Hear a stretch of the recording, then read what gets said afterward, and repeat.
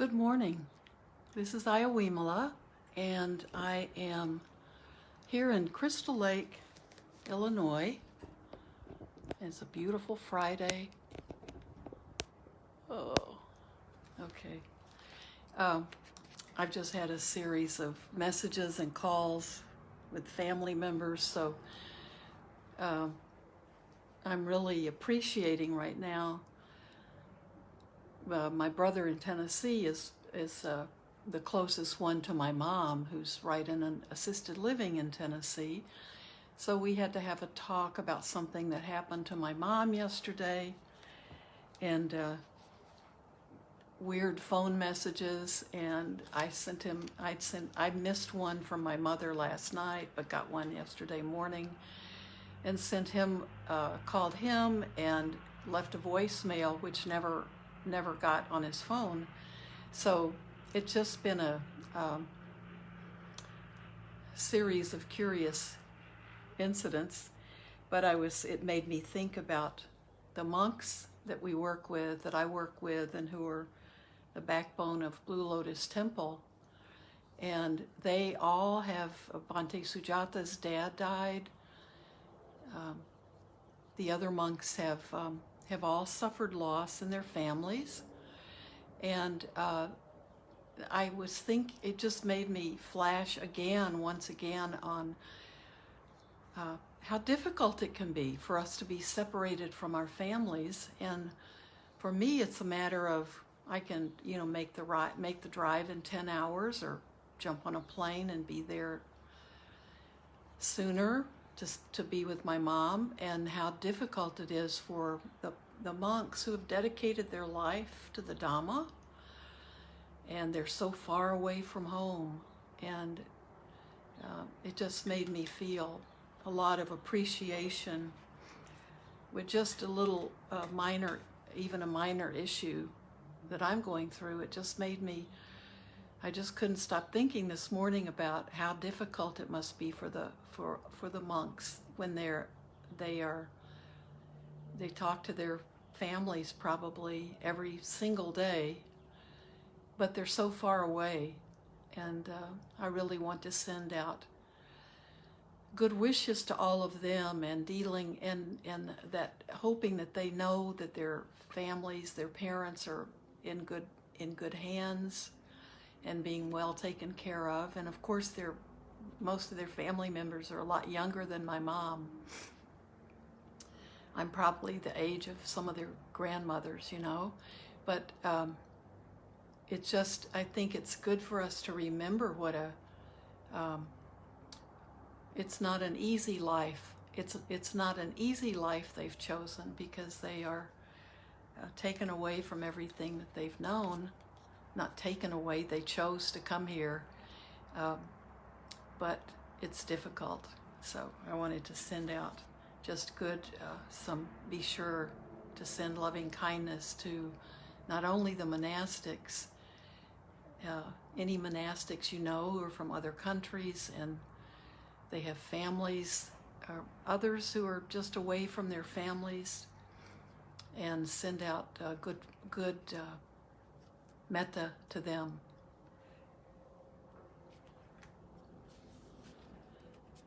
So I picked up a book earlier, and it was it's a little booklet, so it can get lost in the bookshelf. And it's from the Buddhist Publication Society that's been publishing. They publish little booklets like this for many, many years. And it's from the Wheel publication. So these are little treasures. But I just picked it up, and I was looking at, there are different contemplations, different meditations, and different kind of traditional, the opening of an altar, and the precepts and refuge. And I came to contemplations of the 10 perfecting qualities, the Padami, Dasa Padami. And these when we use them in Blue Lotus, we speak of them as the Bodhisattva vows. And sometimes I think that's a little bit misleading, but these are I like the contemplation of the 10 perfecting qualities. And in the stories about the Buddha's previous lifetimes, these are the last 10 qualities that were completely developed by him in the lifetime before he was to become a Buddha. And I just wanted to read them. So if you've taken the 10 perfections, as we call, or sometimes we call them at Blue Lotus the Bodhisattva vows, but I like this. I like the 10 perfecting qualities. But these are qualities that we're all working on. And if anyone's on any kind of a spiritual journey, these would be the qualities that they would be wanting to develop. And I was reminded yesterday, it's in another class I was in, a sutta study, that it's much more important for us to be focused on living these qualities and developing these qualities within ourselves, and that's much more important than being a scholar, being an academic, or studying, feeling like we have to study and cram our brains full of information. And I think this year of pandemic, so many of us are doing a lot of almost everything online, and there have been so many wonderful classes and wonderful things to learn that it's easy to get caught up in just trying to learn something new or something you didn't know, and it can become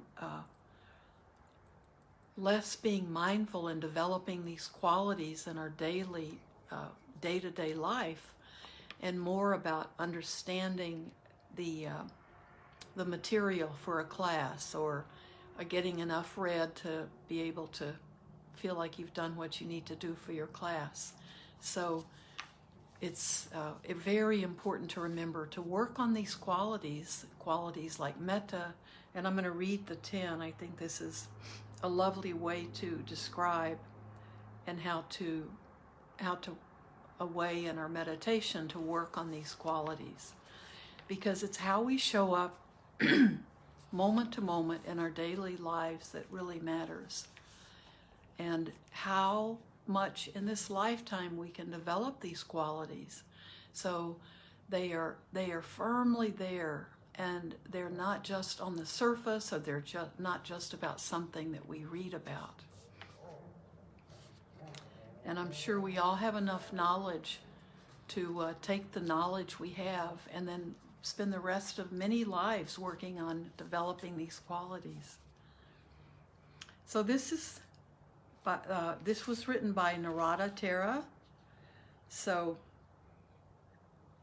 Narada Thera and Bhikkhu Kassapa. But this is all translated from the suttas. This is called Contemplation of the 10 Perfecting Qualities, the Dasa Padami. May I be generous and helpful.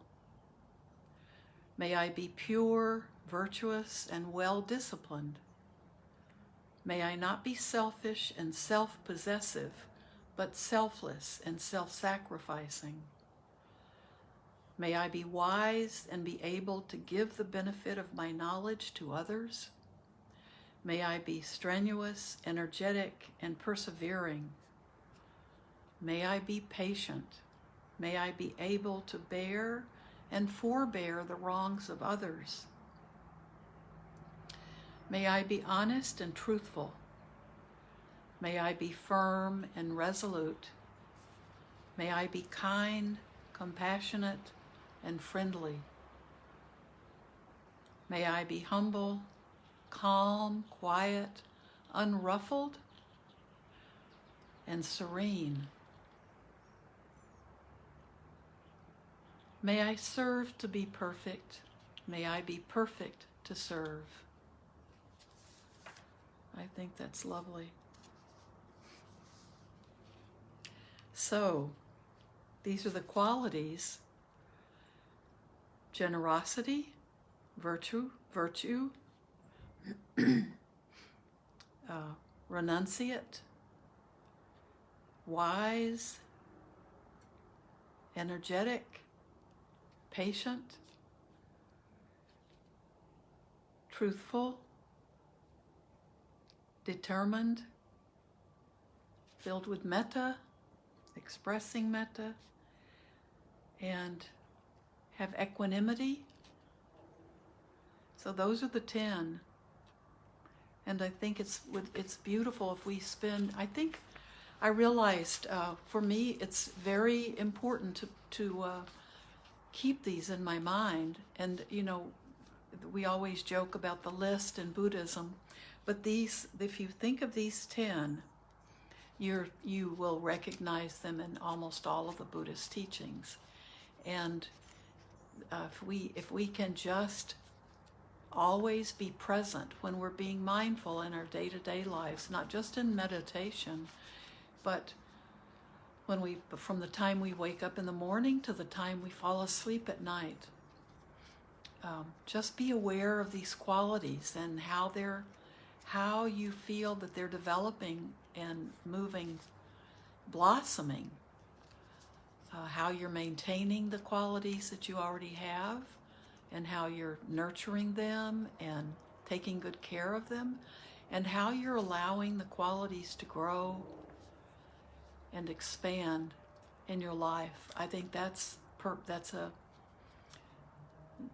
as high a level as any of us could hope to be working from, right? So it doesn't have to be complicated. It doesn't have to be intellectual. It doesn't have to be like a constant feeling that I don't know enough. I need to find out more. I need to study more. I don't know as much as other people. I think if we know that these are the 10 things that we're really searching for in our lives, that's once we start practicing them and we're able to stick with it every day, try to encourage ourselves to be more loving and more patient and all of these different qualities, then we're on the path. We're on the right path for us in this lifetime. So that's just my little pitch. And I think if you look at all of these qualities, you see them running through all great spiritual traditions.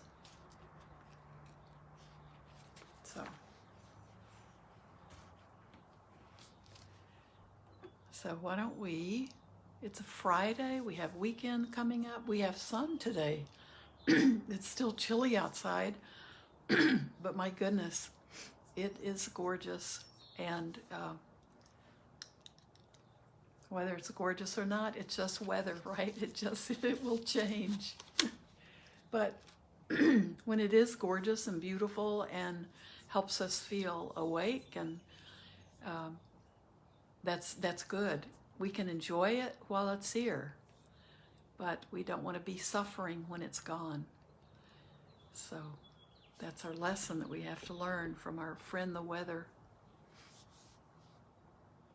Why don't we sit together and just allow ourselves to let your own thoughts, they might be about the 10 padamis, the 10 perfections, the 10 perfecting qualities.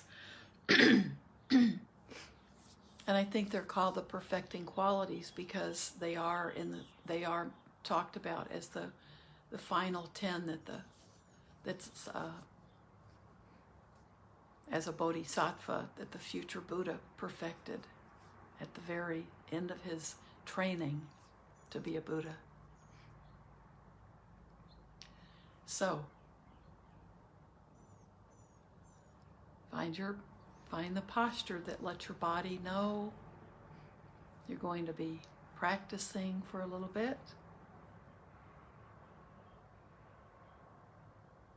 And you can just close your eyes if that's possible.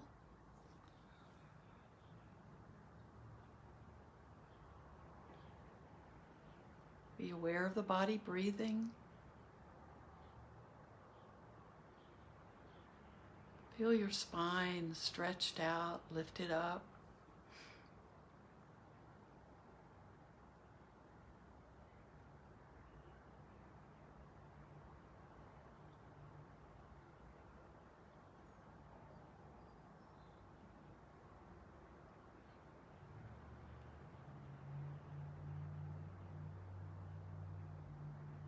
The awareness of the body breathing can be something to be filled with gratitude for.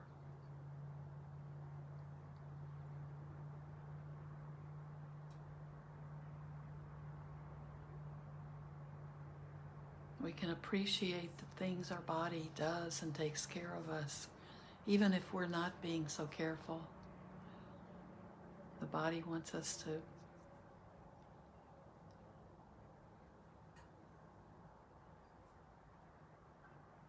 breathe and breathe calm. Let our breath be something that not only keeps our body functioning, but our ability to come back to our breath can keep us calm.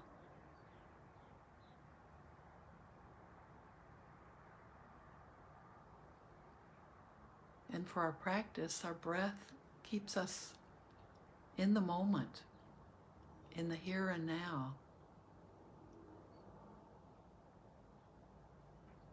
When we come back to the breath,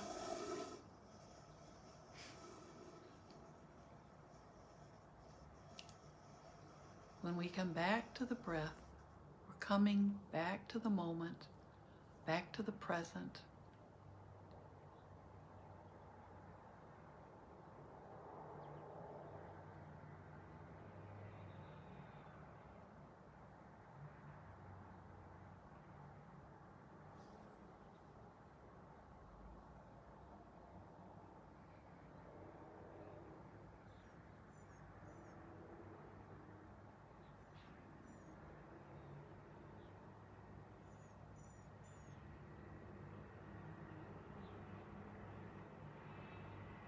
Be aware of everything your senses are picking up.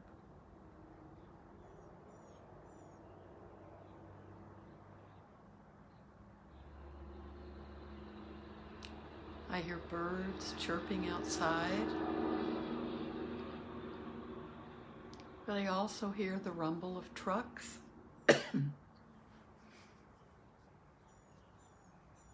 And my little coffee pot making a roar in the background.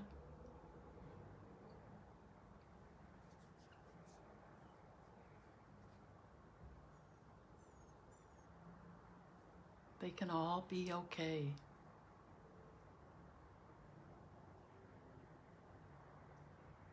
Just let them be whatever they are. Take them all in.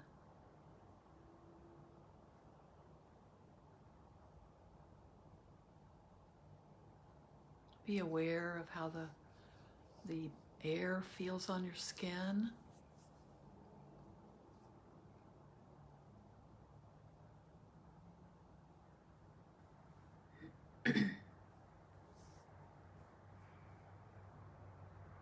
Be aware of smells. Be aware of taste.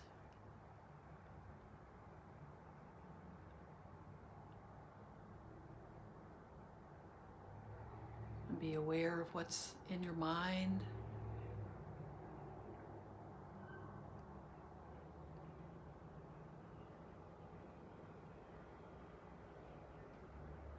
And for everything coming to us through our sense doors, when we practice, we can just be aware of it. Be okay with whatever is.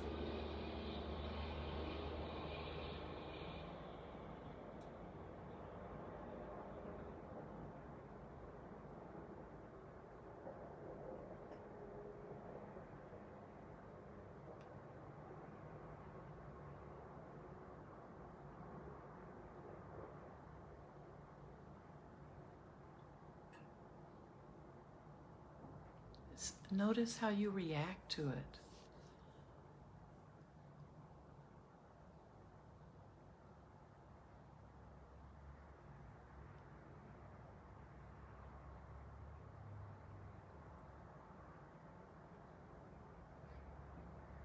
Be aware if there's aversion.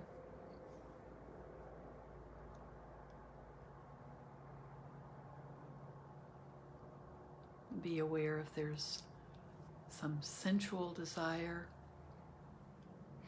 So if something pulls you to it,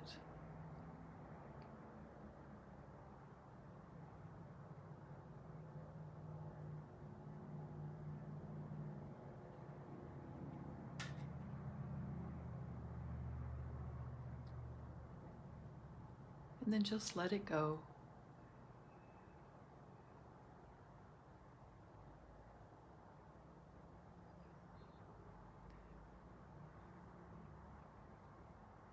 Like the fragrance of a flower, we can be pulled to it, drawn to it. But we know it fades away.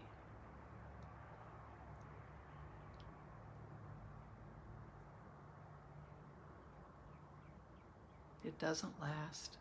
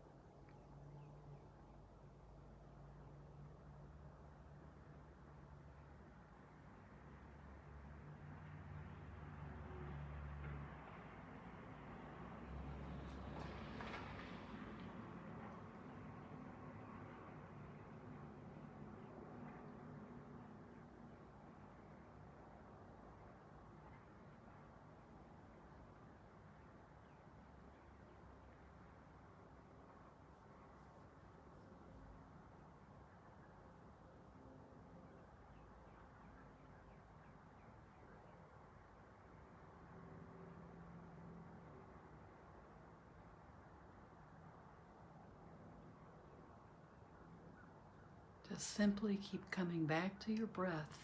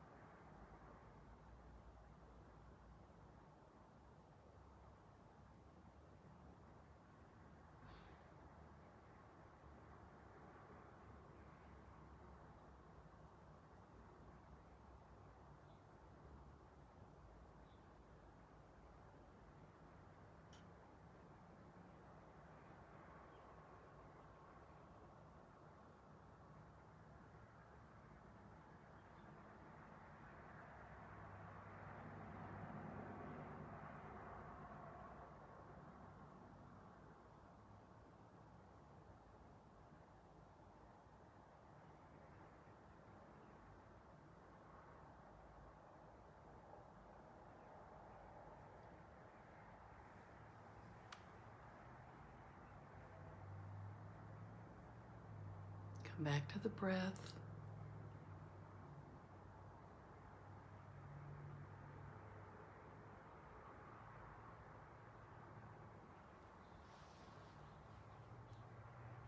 Just let go of everything else.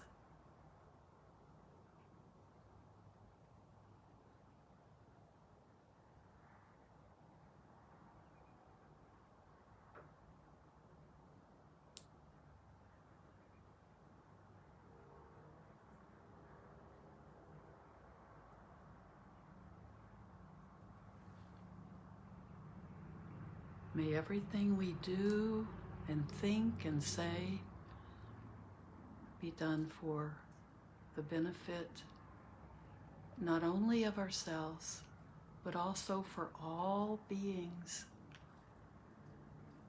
throughout the world, throughout the universe.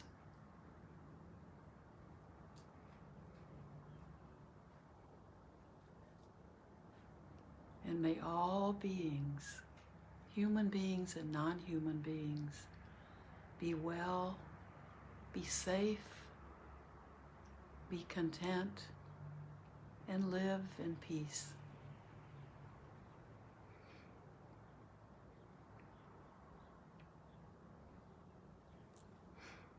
And before I go, I want to remind everyone that tomorrow night, Saturday, well, it's not late at night, 6 o'clock Eastern Time and 5 o'clock here in Central Time, Bhikkhu Bodhi is going to again be the guest, our guest monk for the sutta study that we do. The group now has about 30 people in it, the sutta study group, but you can watch it, live stream it with Bhante Saranapala's this on YouTube. You can watch it on YouTube, and it's Bhante Saranapala's The Urban Monk. It's on his YouTube channel, and there's one other I want to say Western media, but I've posted the announcement, and I'll post it again today, and you can check out his Facebook page too for more information. But Bhikkhu Bodhi is going to answer more questions that people have sent in. So if you have a question, you're welcome to send the question in. And we 3 or 4 weeks ago, I think it was 3 weeks ago, he was longer than that, but he was the guest, our guest, and there were lots of questions that had come in, so I don't think we got through more than maybe 6 or 7 questions, but it was wonderful. His answers were wonderful. So I'll try to put more on Facebook about that with the specifics YouTube channels to go to. But for sure, Bhante Saranapala's, and he's the urban monk. Okay, thank you everybody. Have a beautiful weekend, and keep practicing in your daily life those important qualities, and life will be good for you. Just focusing on developing them can keep us all busy. Give us something to focus on. All right. Thank you so much.